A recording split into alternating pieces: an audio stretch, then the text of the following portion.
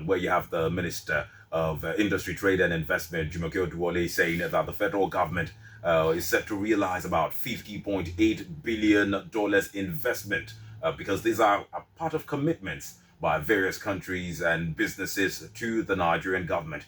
These are products of the many foreign trips that Nigerians have complained about. And now she's telling us that as a result of the trips by the president, we should be getting investment worth about $50.8 billion in our country. That's what she's saying. What does this mean for us? Or should we not count our, would I say, chicks before they hatch, as it were?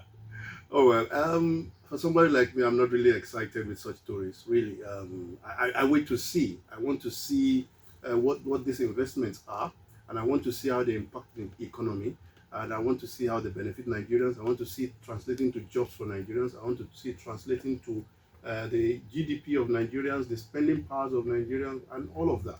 I think it's a good thing to tell us all of these beautiful things, but let's see the actual. Let's feel it in our hands. Let's see it around us. I think that's where Nigerians will be excited that yes, the president is really doing a lot of work. I'm trying to hear this one. Yeah, you said it that we shouldn't count our chicks before they are hatched. When politicians tell you stories like this, I think it's better you wait till you see the manifestation. You say that so what do you be doing because we heard that? Let's wait. It will be a good thing, of course. $50 billion is a lot of money in our economy. It's going to really have a kind of turnaround, but the words are not enough. When we begin to see the investments, then we begin to hail them. Of course, you have this story also coming from the TCN in terms of power generation hitting 5,713 megawatts. It is the highest the country has generated in the last 4 years. Some good news in the power sector, Ojasope. Nothing exciting yet. Has it stopped collapsing?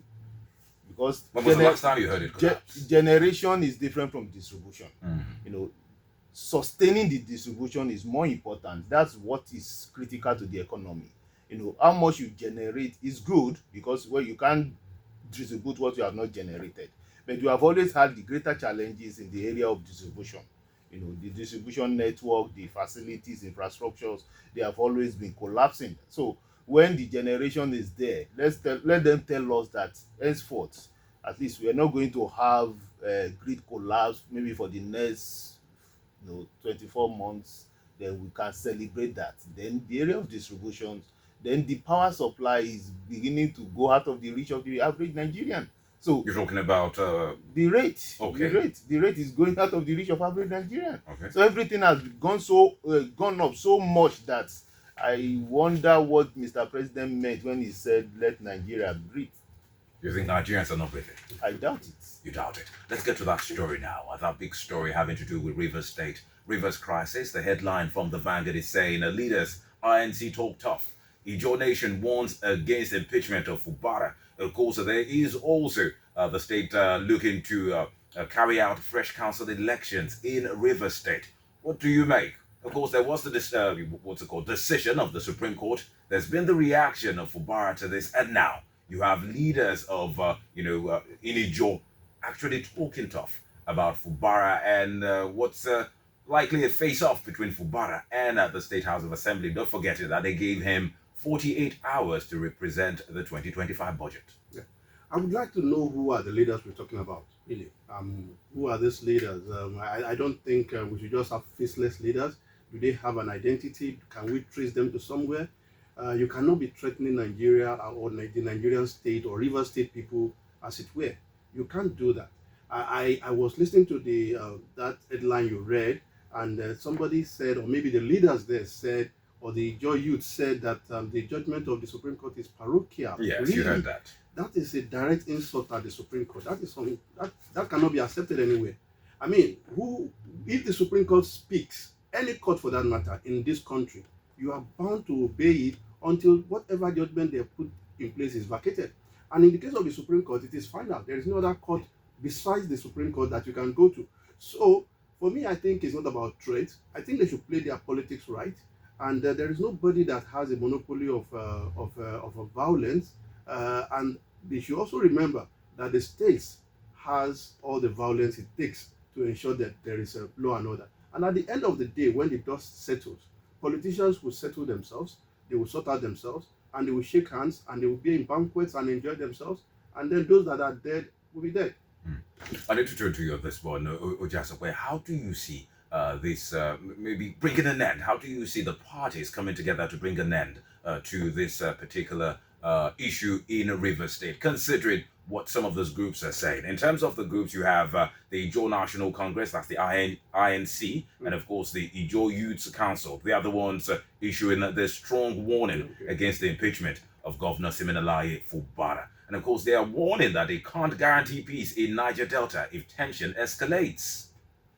Well, I beg to differ a little with my colleague on this river issue.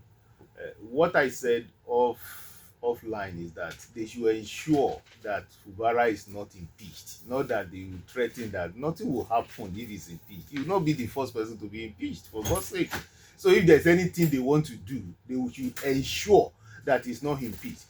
Then on the general note, I think I'm afraid for our democracy, because number one, is beginning to look like a one-party state, and the opposition party in Nigeria is either they are docile or they are too distracted to be able to face the challenges facing governance in Nigeria. And because of that, they have not been performing.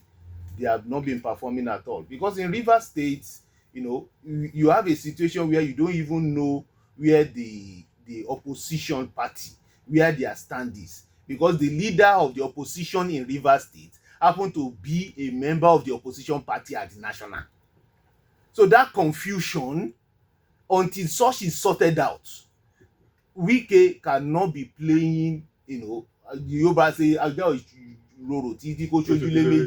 as long as he's keeping watch of two political parties, his loyalty is divided. And when you have crisis like that, it talks about the strength of the opposition party.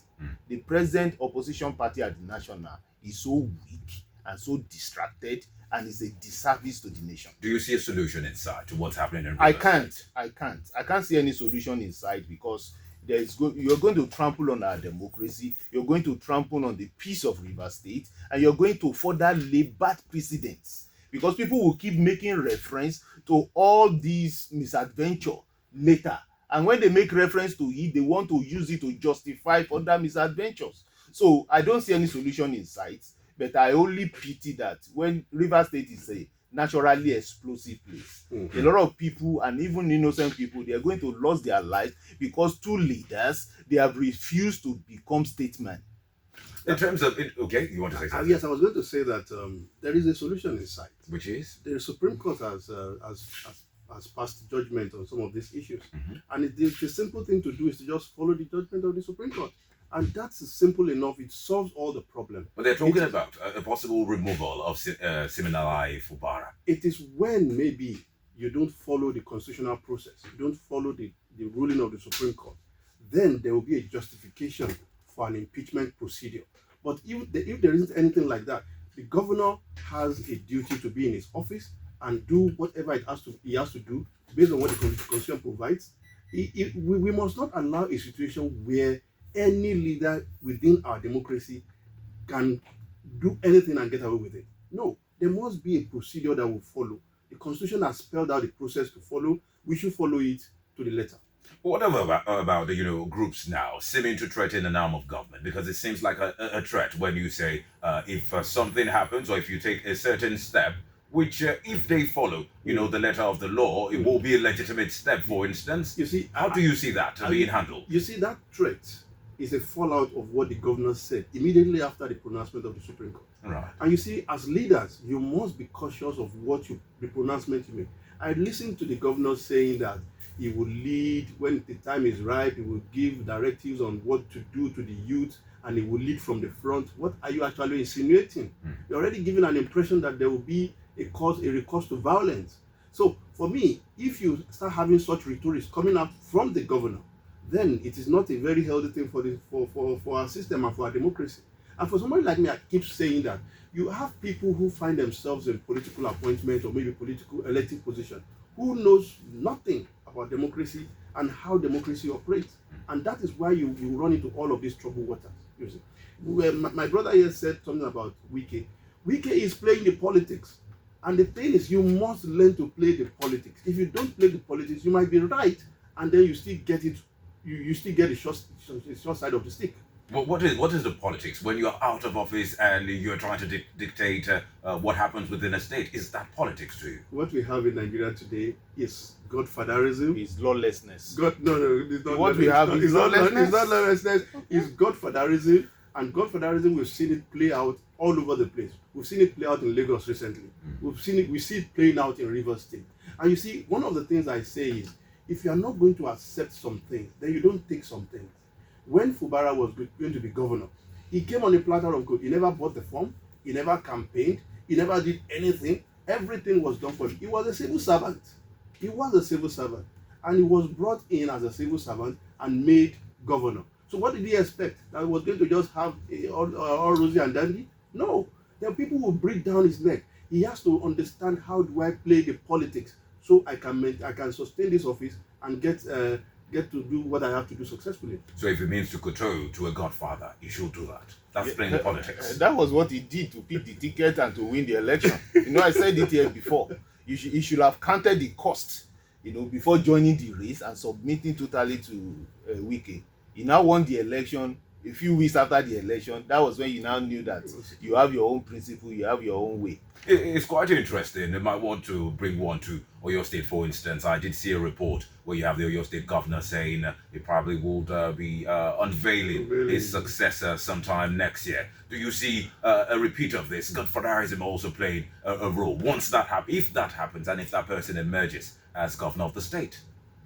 Well, I really don't see it, because you have to also look at the character of the person talking compared to that of what is happening. You just gave a description. Yes. Of someone picking a form for you, someone giving you something on a platter of gold. His preferred, this one has not gone to the election time. He has not even picked the ticket. So if the person eventually emerges, that person becomes a godson and a puppet for an ex-governor in the state. It depends on the person, and it depends on the godfather. Godfather is everywhere. We all have godfathers. Even you do have one. Even in professional setting, don't you? Do you? In professional setting, are you denying that you don't have? Having a godfather. We all have. Okay. But overbearing godfather and those who are not ready to follow the law, that's where we have problems. We all have godfathers. Let's take reactions. We all have godfathers. You have a godfather. Godfatherism is not a sin. Interesting. It's because you don't have strong institutions and lawlessness in Nigeria. That's why it's being played like that. You want to say something real quick? Besides that, most times you have whoever is in office will be interested in who succeeds him. Nobody will be in office and will not be interested in who is the next person that succeeds me, and also wants to have influence. You see, people don't want to. It's natural. Throw away that influence and let it just go just like that. 080 77 77 1059 or 080